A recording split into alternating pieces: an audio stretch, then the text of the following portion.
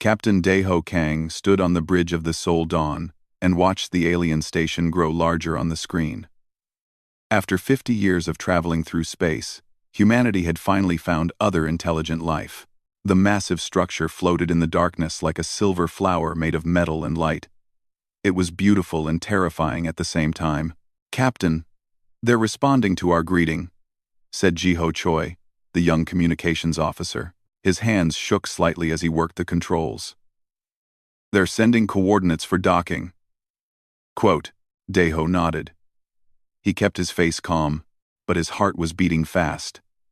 Everything humanity had worked for came down to this moment. Behind him, Dr. Hana Yoon checked her equipment one more time. She would be the one to make first contact and explain what humans were. "Commander Park, status?" Daeho asked. Mina Park, his security chief, looked up from her station. "All weapons are powered down as requested, sir. We're showing them we come in peace." The Seoul Dawn moved slowly into the docking bay. Through the windows, they could see aliens working on the station. The Vraxians looked like walking crystals, their bodies reflecting light in rainbow colors. They moved with sharp, precise movements that seemed almost too fast for the human eye to follow. When the docking was complete, Daeho led his team through the airlock. The Vraxian greeting party waited for them in a large hall. The aliens stood nearly 8 feet tall, their crystalline bodies humming with a low sound that humans could feel in their bones. "Welcome, creatures from Earth," said the lead Vraxian. Its voice came from a translator device that turned its crystal sounds into words humans could understand. "I am High Chancellor Thelxios. You have traveled far to reach the Galactic Council." Hana stepped forward and bowed respectfully. "Thank you for seeing us, High Chancellor. We come to ask for membership in the Council. We wish to learn from other species and share what we know." Thelxios made a sound that the translator didn't convert. Several other Vraxians joined in, their bodies chiming like bells. It took a moment for Daeho to realize they were laughing. "Membership?" Thelxios said. "You wish to join the Council of Advanced Species? But first, you must prove you are worthy. Come, we will examine you." The humans were led to a medical facility. The Vraxians scanned them with devices that hummed and glowed. Hana tried to explain human biology, how Earth worked, and how humanity had survived and grown, but the Vraxians didn't seem interested in her words. They only cared about what their machines told them. After 2 hours of tests, Thelxios called them to a large chamber. 47 different species sat in a circle around them. Some looked like insects, some like plants, and some like nothing the humans had words for. All of them stared at the small group of humans in the center. "We have completed our examination," Thelxios announced. His voice echoed through the chamber. "The species called humans has requested to join our council. We have analyzed their biology, their technology, and their world." He paused, and his body flashed with what might have been amusement. "They are weak." Daeho felt Mina tense beside him, but he put a hand on her arm. "Not yet. They had to hear everything. Their bones break easily compared to most species," Thelxios continued. "They have no natural weapons, no claws, no venom, no armor. They cannot survive in extreme temperatures. They need constant supplies of water and oxygen. Their reaction time is slow. They are, by all measures, fragile creatures." Another alien, one that looked like a floating jellyfish, spoke up. "What of their world? Surely they come from a harsh planet that made them strong in other ways." Thelxios made that laughing sound again. "No. Earth is a paradise world. Comfortable temperatures, abundant water, rich plant life. These creatures evolved on an easy world and remain easy themselves." Hana stepped forward. "That's not entirely accurate. Earth has faced many challenges. We've survived ice ages, volcanic eruptions, floods, and natural disasters that any species faces." Thelxios interrupted. "You speak of weather as if it were warfare. We have reviewed your history. Yes, you have conflicts. Small tribal fights over resources, nothing compared to the great struggles that shaped truly advanced species. We've had thousands of wars, Mina said quietly, but Thelxios ignored her. The council will now vote, the High Chancellor announced. All in favor of granting these humans membership? 2 aliens raised their appendages. 45 did not. The council has spoken, Thelxios said. Humanity is denied membership. Furthermore, we declare Earth a protected territory under Vraxian oversight. You are too weak to defend yourselves in this galaxy. We will protect you. Deho felt the words like a punch to the stomach. Protected territory meant they would be ruled by the Vraxians. Earth would become a colony, not a partner. We reject your protection, Deho said clearly. Earth is an independent world. We will defend our own sovereignty. The chamber filled with sounds that the translator turned into laughter. Thelxios stepped closer to Deho, towering over the human captain. You will defend yourselves? With what? Your soft bodies? Your primitive weapons? The Vraxian's body flashed bright red. You have 1 Earth week to accept our protection peacefully. If you refuse, we will enforce it. This is not a negotiation. The strong rule, and the weak submit. That is the law of the galaxy. The humans were escorted back to their ship in silence. As soon as they were aboard, Jiho began sending encrypted messages back to Earth. Mina secured the ship for immediate departure. Hana sat at her station, reviewing all the data they had collected on the Vraxians. Deho stood on the bridge, watching as the Sol Dawn pulled away from the alien station. His face remained calm, but his mind was racing. He had served in the Korean Special Forces for 15 years before joining the space program. He had seen combat, real combat, and he recognized what he had just witnessed. They're going to invade, Mina said quietly, standing beside him. Yes, Deho agreed. They think it will be easy. Sir, look, Jiho called out. On the scanner, dozens of Vraxian warships were moving into formation. They weren't even trying to hide their preparations. Hana came to stand on Deho's other side. Captain, I've analyzed their behavior. They're apex predators from a stable world. They've never faced an enemy that adapts and changes tactics. They rely on overwhelming force. Good, Deho said. Then they've never fought anyone like us. Sir? Jiho asked, confused. Deho pulled up the communication channel to Earth. This is Captain Kang. Alert all defense forces.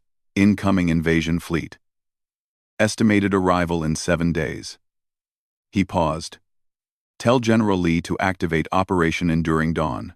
Tell him we're going to teach these aliens something they should have asked about before they scanned our bodies. What's that, sir? Jiho asked.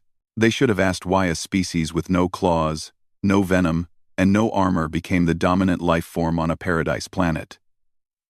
Deho's expression was hard. They're about to find out. Behind them, the Vraxian fleet began moving toward Earth. They came with confidence, certain of their victory. They had superior numbers, superior technology, and superior strength. They had every advantage except one. They didn't understand what they were attacking. They didn't understand humans. The Vraxian fleet arrived on schedule. 300 warships dropped out of faster-than-light travel and appeared in Earth's orbit like a swarm of silver insects. In the command center buried deep under the mountains of Colorado, Colonel Taeyang Shin watched the screens and counted the enemy vessels. Sir, they're broadcasting, said a communications officer. Taeyang nodded. Put it through. The voice of High Chancellor Thelxios filled the room. Humans of Earth, you have refused our protection. This was foolish. We now enforce our will, surrender immediately, or we will destroy your orbital defenses and civilian centers. You have 1 hour. Taeyang looked at the other officers in the room. General Junho Lee stood beside him, arms crossed. Dr. Sung Kim, their best military strategist, was reviewing battle plans. Major Yuna Bei, their top pilot, was already in her flight suit, ready to launch. What are our options? General Lee asked, though they all knew the answer. In a direct fight, we lose, Seung said bluntly. Their shields can stop our missiles. Their plasma weapons can burn through our ships. We have maybe 50 combat-ready spacecraft. They have 300. The math is simple. Then we don't fight directly, Taeyang said. Send the surrender signal. The room went silent. Yuna turned to stare at him. Sir? Send it, Taeyang repeated. We surrender. We accept their terms. We cooperate fully. Colonel, Yuna started, but General Lee held up his hand. Do it, the general said quietly. The colonel is right. The message went out. Within minutes, Vraxian landing craft began descending toward Earth's major cities. They landed in Seoul, Tokyo, New York, London, Moscow, and dozens of other locations. The crystalline aliens emerged from their ships with weapons ready, expecting resistance. They found none. Humans watched from windows and streets as the aliens marched through their cities. Some humans even came out to look at the invaders with curiosity. The Vraxians were confused but pleased. The occupation was going exactly as they expected. In Seoul, the Vraxian commander Velthros set up his headquarters in the old government building. He watched as humans lined up to register with the occupation forces. They seemed scared, but obedient. This is almost disappointing, Velthros said to his second-in-command. I expected at least some resistance. They know they're beaten, the other Vraxian replied. The weak always recognize their superiors quickly. Velthros sent his report to High Chancellor Thelxios. Earth is secured. Minimal resistance. Human military forces appear to have disbanded. We are beginning resource extraction operations. Thelxios was pleased. Excellent. See? They talked about defending themselves. But when faced with real power, they collapsed. Begin harvesting their metals and minerals. We need supplies for our war with the Dravan Empire. What Thelxios and Velthros didn't know was that the disbanded military forces had simply moved. Taeyang Shin had spent the past week evacuating every trained soldier, every weapons cache, and every piece of useful equipment into hidden locations. Mountain bunkers, underground facilities, forests, deserts, and even underwater bases now held the real strength of Earth's military. In the Colorado Command Center, which the Vraxians didn't know existed, Taeyang Shin met with military leaders from every nation. Daeho Kang had returned from space and joined them. Hana Yun was there too, along with dozens of others. They think we've given up, Daeho said, looking at the reports. They think the war is over. Let them think that, Taeyang replied. We need time. Time to study them, learn their patterns, find their weaknesses. Sung Kim pulled up holographic displays of Vraxian forces. They're predictable. They patrol at exact intervals. They always travel in groups of 5. They don't adapt their routes. They're following a textbook occupation strategy. That makes sense, Hana added. My studies show they evolved on a world with very stable conditions. They developed intelligence to optimize, not to innovate. They do what works, and keep doing it. Good, said General Lee. Then we'll show them something that doesn't follow their textbook. Regeneral Lee. Regeneral Lee. On Sabius. Over the next 3 months, the Vraxians settled into their occupation. They built processing facilities to extract Earth's resources. They established checkpoints in every major city. They created strict rules for humans to follow. And humans followed those rules. They cooperated. They seemed broken. But in the mountains, in the forests, in the vast networks of tunnels that the Vraxians didn't know existed, something else was happening. Soldiers were training. Weapons were being modified to fight against energy shields. Plans were being made. Lieutenant Wuhan was one of those soldiers. He had fought in guerrilla campaigns before the Vraxians arrived, back when humans fought each other. Now he led a small team in the forests of Korea. Remember, he told his squad, we don't fight them head-on. We hit fast, we hit hard, and we disappear. Make them scared of the shadows. Sergeant Hyeri Song, the team's explosives expert, grinned. I've been studying their shield generators. They're designed to stop energy weapons and fast-moving projectiles, but slow-moving objects pass right through. Like what? Asked Private Nari Lim, a young sniper. Like a knife, Hyeri replied. or like explosives on a timer that we place near them and walk away from slowly. The first strike came on a Tuesday. A Vraxian patrol disappeared in the forests outside Seoul. They had been traveling their regular route. 5 soldiers as always. Scanning for any signs of human resistance. They never reported back. When Velthros sent another patrol to investigate, they found the Vraxians' vehicles empty. No bodies. No blood. No signs of struggle. Just empty. Equipment malfunction, Velthros decided. These human vehicles are poorly made. The second strike came 3 days later.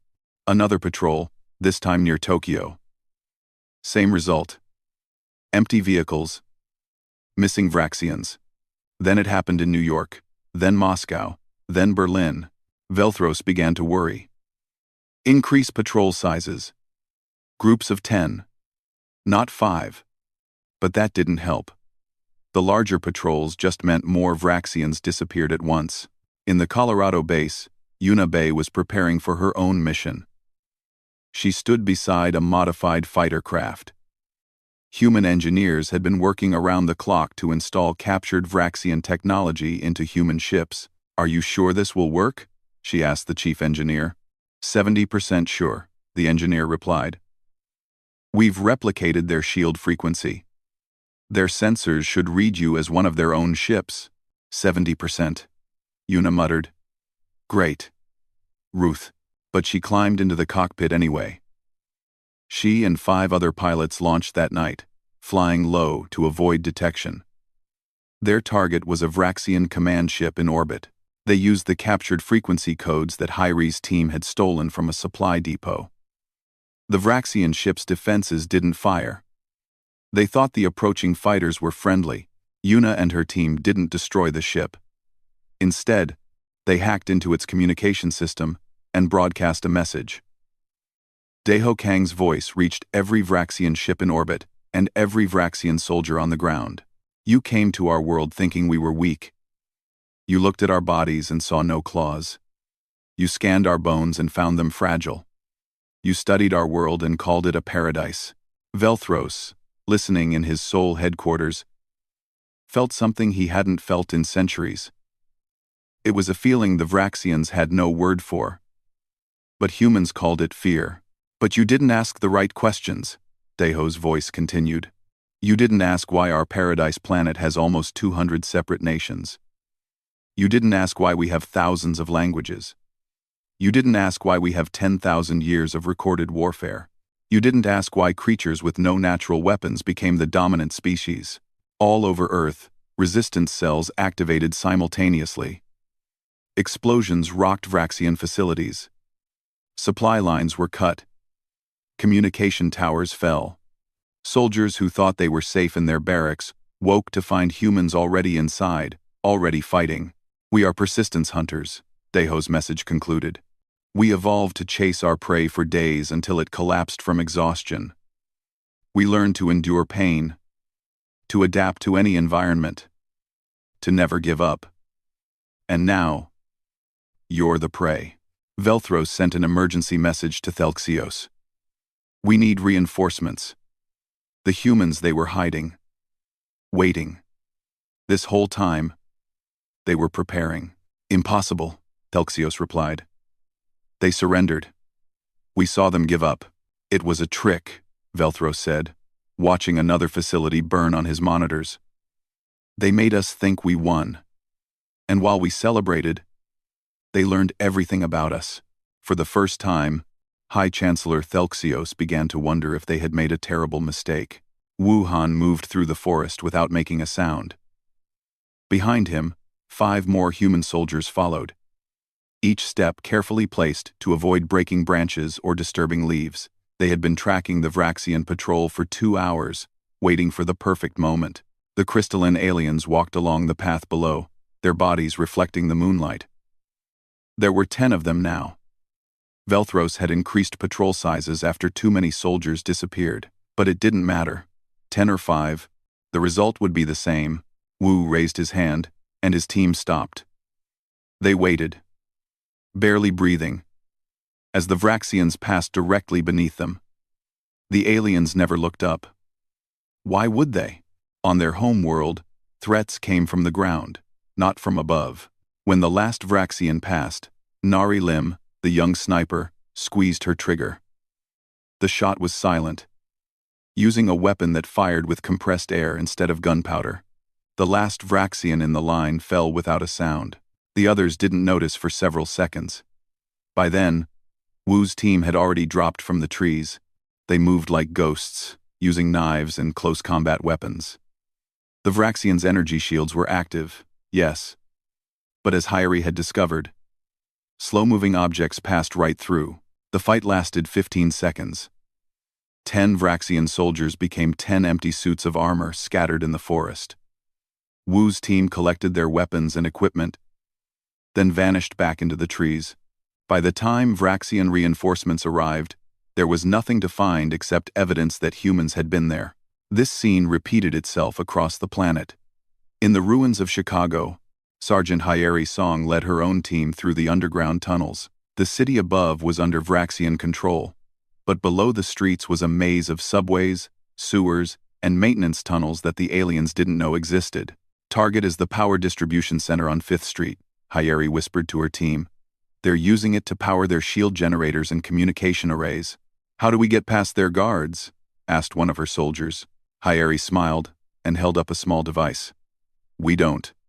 We go under it. They spent 3 hours digging a tunnel from the subway system directly beneath the Vraxian facility. When they reached the right position, HFY placed charges that she had modified using Vraxian technology against human explosives. The combination was devastating. The explosion knocked out power to an entire district of Vraxian forces. Shields went down.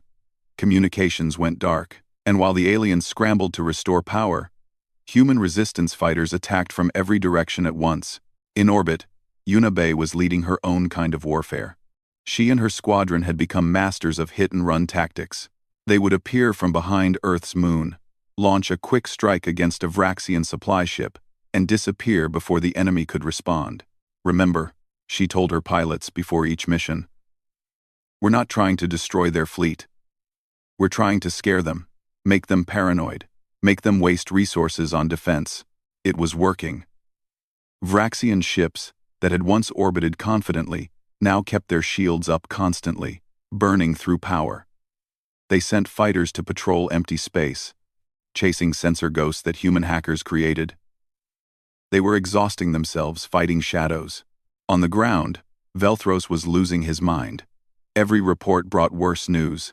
His forces controlled the cities during the day, but at night, humans owned the world. His soldiers were afraid to patrol. Those who did go out often didn't come back. How are they doing this? Velthros demanded during a command meeting. Our sensors should detect them. Our shields should protect us. Our weapons are superior. His intelligence officer, a younger Vraxian named Kelthix, brought up a display. Commander, I've been studying the humans. I think I understand what's happening. Explain. We've been thinking of this as a conventional war, Kelthix said. But the humans aren't fighting conventionally. Look at their history. They have records of something called guerrilla warfare. Going back thousands of years, they've done this to each other repeatedly.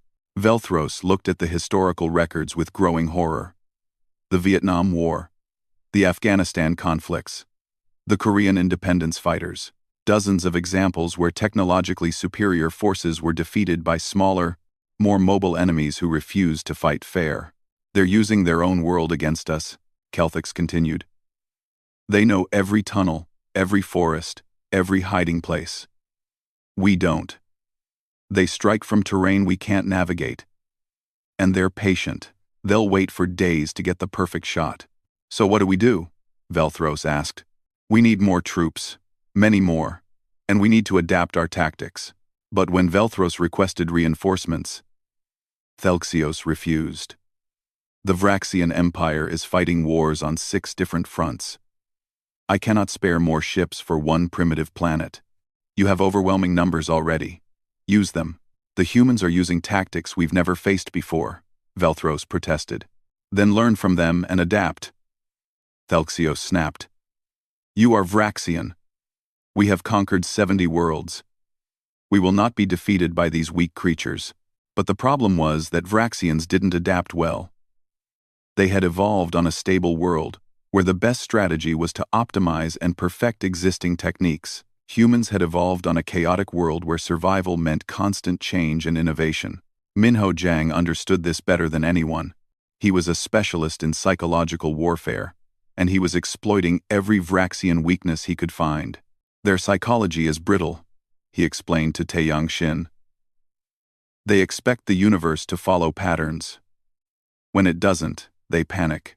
Minho created fake radio signals that made Vraxians think there were human forces where there were none. He spread rumors through captured soldiers that humans could see in the dark, that they could smell Vraxian blood from miles away, that they could move through walls. None of it was true, but the Vraxians started to believe it.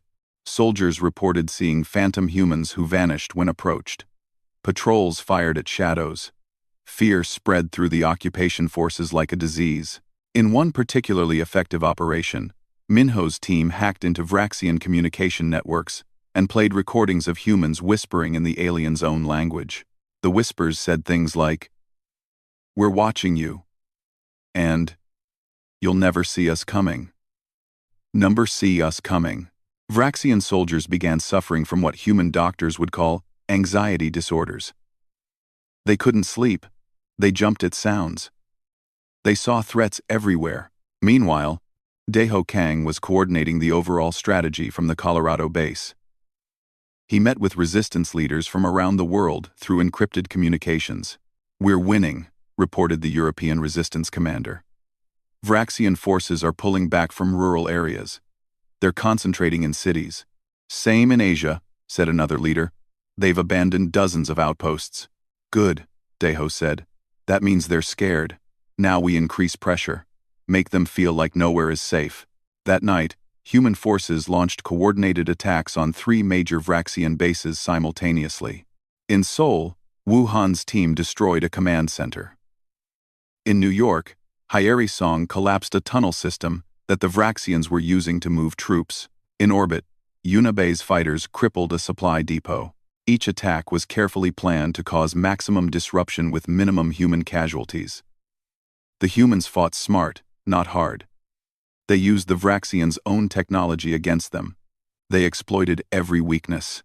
They never fought fair, because fair fighting was how you lost. Velthro sat in his office and stared at casualty reports. In 4 months of occupation, he had lost more soldiers than in the last 50 years of Vraxian military operations. And they hadn't defeated a single major human military unit. Because the humans didn't have conventional units. They had thousands of small cells that appeared, struck, and vanished. He sent another message to Thelxios. "High Chancellor, the situation is deteriorating. Human resistance is not weakening. It's growing stronger. They learn from every engagement. They adapt faster than we can respond." Thelxios' response was cold. "You have 6 Earth months to establish complete control. If you cannot, I will replace you with a commander who can." Velthros knew what that meant. Failure would mean execution, but as he looked at the reports of another dozen missing patrols, another destroyed facility, another lost supply convoy, he began to wonder if success was even possible. The humans had taught the Vraxians a lesson that no other species in the galaxy had managed. They taught them what it meant to fight an enemy that refused to give up, that adapted to every challenge, that turned every disadvantage into a weapon. They taught them what it meant to fight survivors. 6 months into the occupation, General Junho Lee stood in the war room and studied the holographic map of Earth. Red markers showed Vraxian-controlled territory. Blue markers showed human resistance zones. The map was mostly blue now. "They've retreated to defensive positions in major cities," said Dr. Seung Kim. "They're no longer trying to control rural areas or maintain supply lines through hostile territory." "How are their numbers?" Junho asked. "We estimate they've lost 40% of their ground forces," Seung replied. "Not all killed. Many are just too scared to leave their bases. Morale is collapsing." Taeyang Xin entered the room, fresh from a field operation. "We hit another supply depot last night. They're running low on food." Vraxians need to consume crystalline minerals that Earth doesn't have naturally. They brought supplies, but we keep destroying them. Junho nodded. What's the status of our reverse engineering program? That's the good news, said Hana Yoon, appearing on a video screen. She was in a laboratory in Japan. We've figured out how their faster-than-light drives work. We're already building improved versions. Improved? Junho raised an eyebrow. Hana smiled. Vraxians had this technology for 3,000 years and never changed the basic design. We've had it for 6 months and already found ways to make it more efficient. It's like they never thought to experiment. This was the pattern that was emerging. Vraxian technology was powerful but stagnant. They had stopped innovating centuries ago because their society valued perfection over progress. Humans, who had been fighting and competing with each other for millennia, were natural innovators. Give them a piece of alien technology, and within weeks they would understand it. Within months, they would improve it. But the war was still taking its toll. Human casualties were high. Cities were damaged. Resources were stretched thin. In the resistance camps, soldiers were tired and supplies were limited. Jiho Choi, now a major, ran the information networks that kept civilian morale from breaking. He broadcast messages of hope, stories of resistance, victories, and reminders that humanity was winning. We just need to outlast them, he told refugees in a shelter beneath the ruins of Seoul. Every day we survive is a day they lose. They can't maintain this occupation forever. He was right. In the Vraxian command ship orbiting Earth, High Chancellor Thelxios was looking at financial reports that terrified him. The Earth occupation was costing more resources than the Vraxian Empire was extracting from the planet. Their war with the Draven Empire was going poorly because they had diverted so many ships to Earth. We're bleeding money, ships, and soldiers for one planet, his economic advisor told him. At this rate, the Empire's economy will collapse within 2 years. Thelxios slammed his crystalline fist on the table. How? How is this happening? They're primitives. They shouldn't be able to fight us. I don't. Perhaps, the advisor said carefully. We underestimated them. No. Thelxios refused to accept it. We will break them. Send word to Commander Velthros. I'm giving him special authorization. When Velthros received the message, he felt relief mixed with dread. Thelxios was authorizing total warfare measures. That meant destroying civilian targets, making examples, terror tactics. Velthros chose Seoul as his target. The city was a symbol of human resistance. Destroying it would break humanity's spirit. But when his intelligence officers briefed him on the plan, Taeyang Shin was listening. The resistance had infiltrated the Vraxian command network weeks ago. They knew about the attack before Velthros gave the order. They're going to orbital bombardment Seoul, Taeyang told the War Council. They think it's full of civilians. They want to make us afraid. We need to evacuate, someone suggested. No, said Captain Bora Seo, who commanded the hidden human fleet. We use it. Bora had been waiting for 6 months. She commanded 60 ships that the Vraxians didn't know existed. They were hidden in the ocean depths, in hollowed-out asteroids, and behind the moon. Human engineers had spent months upgrading them with captured Vraxian technology. Seoul is the bait, Bora explained. We make them think it's an easy target. When they commit their forces, we hit them. The plan was risky. They had to make the Vraxians believe Seoul was vulnerable while secretly preparing a massive ambush. Taeyang had his people spread false intelligence through captured communication channels. Minho Jiang's psychological warfare team made sure the Vraxians saw what they wanted to see. A city full of civilians with minimal defenses. 3 days later, Velthros committed 12 capital ships and 50 support vessels to the Seoul attack. It was the largest single operation the Vraxians had attempted since the invasion began. The attack began at dawn.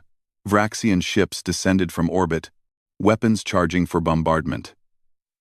Velthros watched from his command ship, satisfaction filling him. Finally, the humans would learn their place. Then the ocean exploded. Bora Seo's fleet erupted from the water where they had been hiding in submerged bases.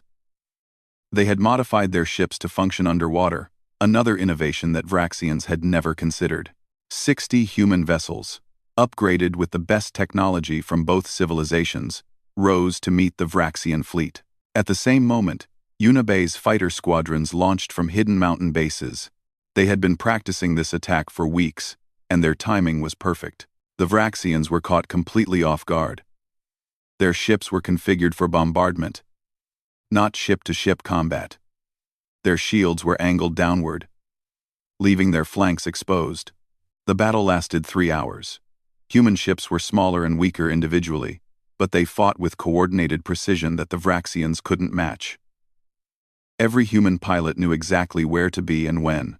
They had drilled together, adapted together, learned together. The Vraxians fought as individuals, each ship following standard procedures. There was no creativity, no adaptation. When humans used unexpected tactics, the Vraxians didn't know how to respond. By the time Velthros ordered a retreat, he had lost 7 capital ships and 30 support vessels. His fleet limped back to orbit, badly damaged and demoralized. On the ground, human forces celebrated. The sole victory, as it came to be called, was a turning point. For the first time, humans had defeated Vraxians in open combat. News of the battle spread across the galaxy within days. The Galactic Council watched the footage in shocked silence. The species they had called weak, fragile, and primitive had just destroyed a significant portion of the Vraxian fleet. "How did they do this?" asked one council member, a floating jellyfish-like creature. An insectoid species representative pulled up data.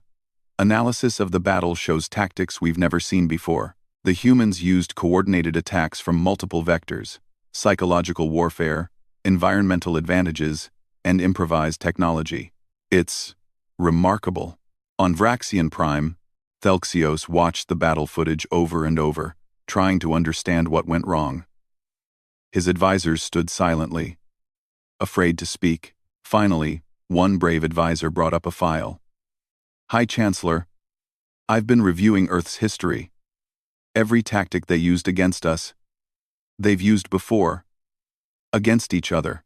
The advisor displayed battles from human history: naval warfare, air combat, guerrilla tactics, psychological operations, combined arms attacks, thousands of years of humans fighting humans, perfecting the art of war. "They did this to themselves for millennia," the advisor said quietly. "Every innovation we've seen, they developed while fighting each other. They've had hundreds of wars, thousands of battles. They've tried everything, failed at everything, learned from everything." Thelxios stared at the data. One number stood out: estimated human conflicts in recorded history. The number was over 10,000. 10,000 wars, he whispered. "What kind of species?" "A survivor species," the advisor said. "They evolved on a paradise world, yes. But that world forced them to compete with each other because there were no other major threats. They became their own enemy, and it made them the most experienced warriors in the galaxy. For the first time since the invasion began, Thelxios considered that this war might be unwinnable, not because humans were stronger or had better technology, but because they had something the Vraxians lacked: 10,000 years of practice at warfare. On Earth, Deho Kang addressed the resistance forces via secure broadcast. "The Vraxians are learning what we are. But it's too late for them. We've studied them, adapted to them, and now we're beating them. Keep fighting. Victory is coming." And across the planet, millions of humans who had endured months of occupation felt hope return. The tide was turning. The war was far from over. But for the first time, humans believed they could win. 14 months after the invasion began, the Galactic Council called an emergency session. Representatives from all 47 species gathered in the Great Station where humanity had first been rejected. This time, though, the atmosphere was different. This time, they were worried.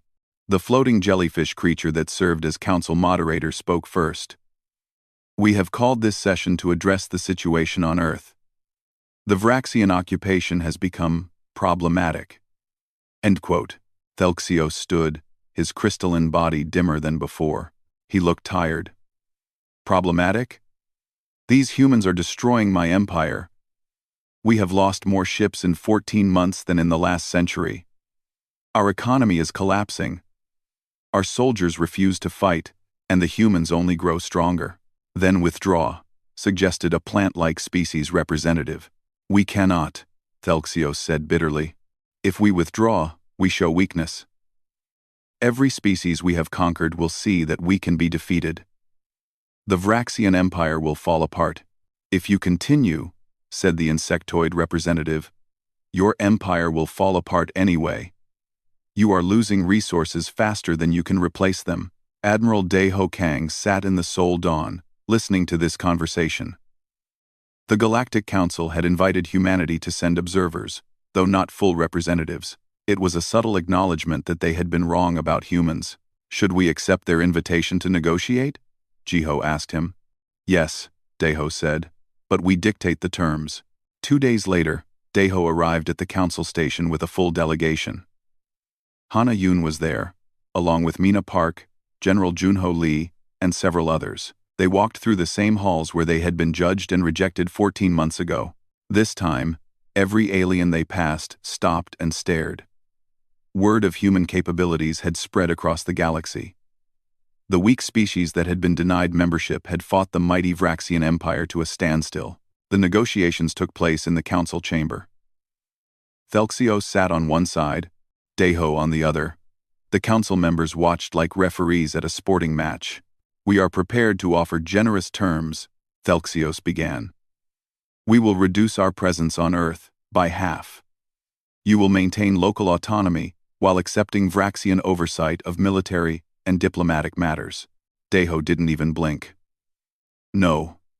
Complete withdrawal. All Vraxian forces leave Earth and never return. You will pay reparations for the damage you've caused, and humanity will be granted full membership in the Galactic Council. The chamber erupted in shocked sounds. Various aliens chimed, buzzed, and hummed their surprise. Thelxios's body flashed red with anger. You dare make demands? Yes, you fought well, but we can still destroy you. We can burn your cities to ash. We can kill billions of your people. You can try, Daiho said calmly. But you won't succeed. We'll fight you in the ruins. We'll fight you in the tunnels. We'll fight you in places you can't even imagine. We'll learn from every mistake. We'll adapt to every tactic, and we'll outlast you. You're dying, Thelxios protested. Your people are suffering. Your cities are damaged. Why won't you surrender? Mina Park stood up. Because we've been dying our entire history. We're very good at it. Our planet has ice ages, volcanic eruptions, earthquakes, hurricanes, and droughts. We survived all of that. Then we had to survive each other. Do you know why Earth has almost 200 nations? The council members leaned forward, interested. Because we competed? Mina continued. We fought over resources, territory, ideas, and religions. For 10,000 years, we warred with ourselves. We got very, very good at it. And every time we thought we had perfected warfare, someone invented a new way to fight. We adapted, or we died. Hana Yun activated a holographic display. Let me show you what you're really fighting. This is Earth's military history. The display showed battles, weapons development, tactical innovations. Spanning millennia, the Romans developed organized infantry tactics. The Mongols perfected cavalry warfare. The British created naval dominance. The Americans revolutionized air combat. The Koreans excelled at guerrilla fighting. And these are just a few examples. She changed the display. Every innovation in warfare, we tried it first on each other. Psychological warfare, chemical weapons, nuclear bombs, cyber attacks, biological agents. We know every terrible thing that can be done in war because we've done it to ourselves. Dr. Soong Kim took over the presentation. And here's what you need to understand. You evolved on harsh worlds, fighting nature. Your warfare was about survival against the environment. You developed technology to conquer your planets. The display changed again. We evolved on a paradise world, fighting each other. Our warfare was about competition between equals. We developed technology to defeat opponents who were just as smart, just as creative, and just as determined as we were. General Junho Lee stood. You studied our biology and called us weak, but you should have studied our history. Every species in this council went to war maybe 2 or 3 times during their development. We've had over 10,000 wars. We've fought with sticks, stones, swords, guns, tanks, planes, and nuclear weapons. He walked to stand directly in front of Thelxios. You have superior technology. You have stronger bodies. You have every physical advantage. But we have something you don't. We have experience. 10,000 years of experience in killing things just as smart as us. The chamber was completely silent. Thelxios's body dimmed further. What do you want? I told you, Deho said. Complete withdrawal. Reparations. Council membership. And one more thing. You leave us alone. Forever. You tell every species in the galaxy that Earth is off limits, because if you ever come back, we won't just defend ourselves. We'll come for you. Is that a threat? Thelxios asked. It's a promise, Deho replied. Right now, we're behind you technologically, but we're catching up fast. In 10 years, we'll match you. In 20, we'll surpass you. Because that's what we do. We learn, we adapt, we improve. It's how we survived our own planet. Hana added softly. You could try to destroy us completely. Burn every city. Kill every human. But are you certain you'd get all of us? Are you sure there wouldn't be one survivor, hiding, learning, planning? And one day, when you'd forgotten about the weak humans, they'd come for you. With your own technology, improved beyond what you thought possible. The council moderator spoke up. The council has heard enough. We will vote on humanity's petition for membership. This time, the vote was unanimous. 47 species voted yes. Even Thelxios, defeated and broken, voted in favor. Welcome to the Galactic Council, humanity, the moderator said. You have earned your place. And then, Thelxios approached Deho as the session ended. I have one question, the Vraxian said quietly. Why didn't you give up? We could have destroyed you. Eventually, Deho thought for a moment, because giving up isn't in our nature. Our ancestors spent 2 million years climbing from prey animals to apex predators. We survived ice ages with nothing but fur clothes and sharp rocks. We crossed oceans on wooden boats because we wanted to know what was on the other side. We went to the moon because someone said it was impossible. He looked directly at Thelxios. You saw our soft bodies and thought we were weak. But our bodies aren't what made us strong. Our minds did. Our refusal to accept defeat did. Our ability to look at an impossible situation and find a way through it did. That's what humanity is. We're survivors who got so good at surviving that we started reaching for the stars. 3 months later, the last Vraxian ship left Earth's orbit. Humans stood in cities around the world and watched them go. The occupation had cost millions of lives and caused terrible damage, but humanity had survived. 5 years after that, Deho Kang stood in his home in Seoul. The city had been rebuilt, stronger than before. Through his window, he could see the space elevator that now connected Earth to orbit.